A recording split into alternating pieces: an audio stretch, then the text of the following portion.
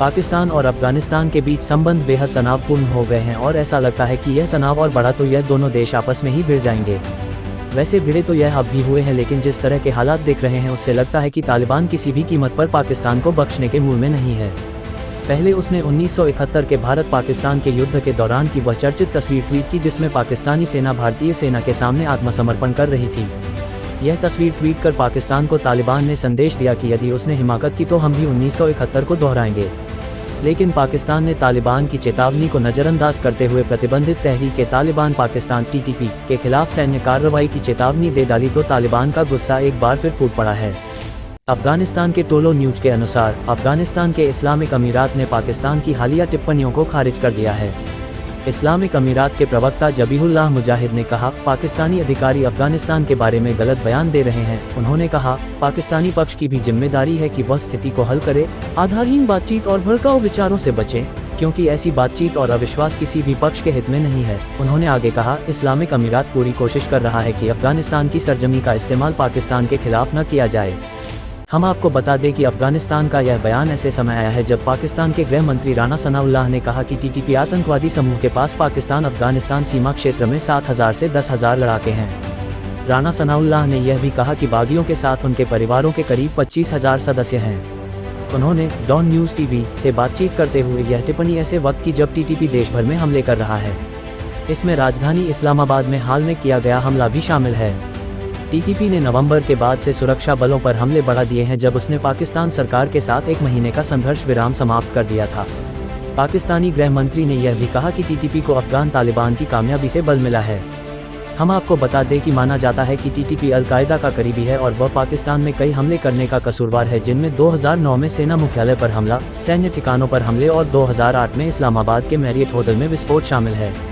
इसके अलावा साल 2014 में पाकिस्तानी तालिबान ने पेशावर के आर्मी पब्लिक स्कूल पर हमला किया था, जिसमें 131 विद्यार्थियों सहित कम से कम 150 लोगों की मौत हुई थी।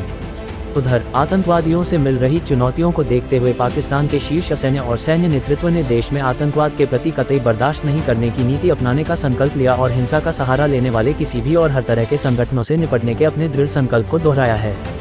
प्रधानमंत्री शहबाज शरीफ ने राष्ट्रीय सुरक्षा समिति (NSC) की 40वीं बैठक के पहले दौर के बाद दूसरे दौर की अध्यक्षता की।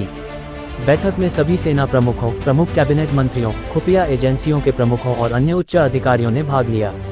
प्रधानमंत्री कार्यालय द्वारा जारी एक बयान के अनुसार समिति को हाल की सुरक्षा स्थिति के बारे में जानकारी दी गई, जिसमें देश, विशेष रूप से खैबर पख्तूनख्वा और बलूचिस्तान प्रांतों में आतंकवादी हमलों में वृद्धि की सूचना शामिल है।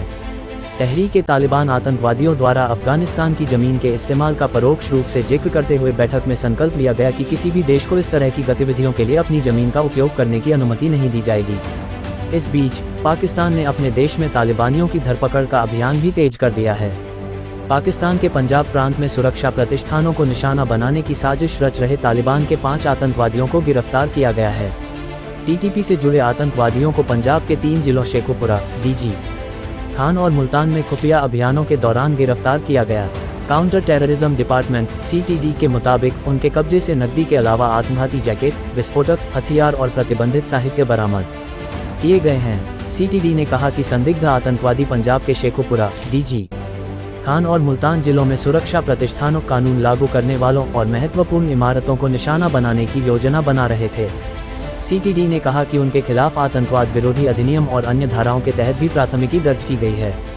इससे एक हफ्ते पहले CTD ने पंजाब में 7 संदिग्ध आतंकवादियों को गिरफ्तार किया था, जिनमें से ज़्यादातर TTP से संबंधित थे।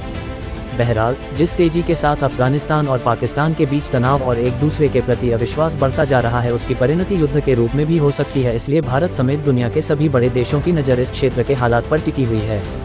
इस खबर पर आपका क्या राय है? हमें कमेंट सेक्शन पर कमेंट करके बताना, और खबर अच्छा लगे तो लाइक, शेयर और चैनल को सब्सक्राइब करना ना भूले।